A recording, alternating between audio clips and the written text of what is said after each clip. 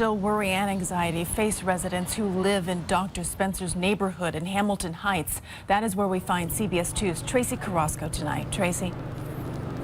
Now, this is the Hamilton Heights apartment building that Dr. Craig Spencer does live in. And now many people that live here in this building and in the neighborhood are wondering what this positive Ebola diagnosis means for them. Residents of this West 147th Street apartment building trying to remain calm after their neighbor, Dr. Craig Spencer, tested positive for Ebola. I've seen him, but I haven't touched him. This woman lives 3 floors below Dr. Spencer, and now she's worried about what's next for her and her neighbors.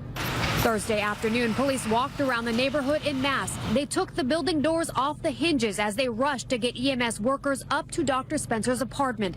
A chaotic scene that raised concerns about why Dr. Spencer wasn't quarantined sooner.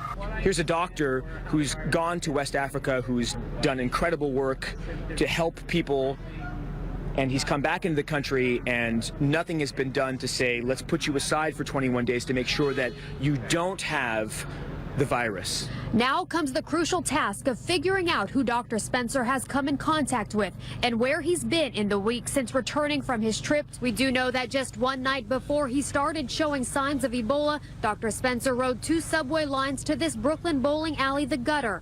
At some point, he also took an Uber taxi. Yesterday, that he went to a bowling alley in Williamsburg.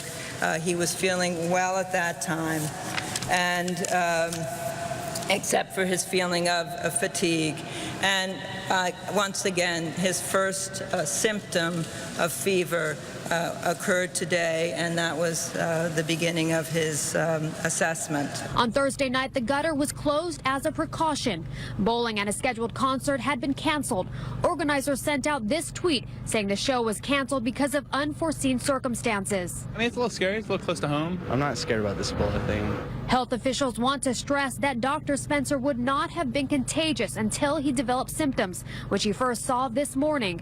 And Ebola is only transmitted by close contact with bodily fluids of an infected person. Unless someone literally spills blood or some other nasty bodily fluids on you and is already symptomatic, you're not going to get Ebola. It's not airborne. Everybody needs to calm down.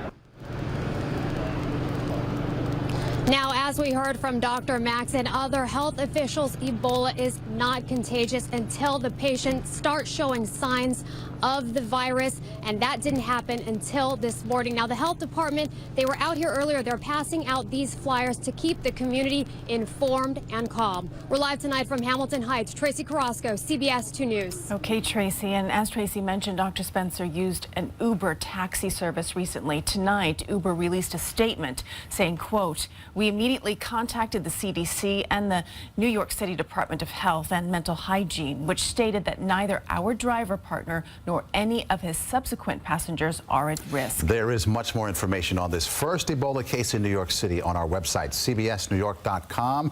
You'll also find facts about the virus, how it's transmitted, and what's being done to prevent it from spreading.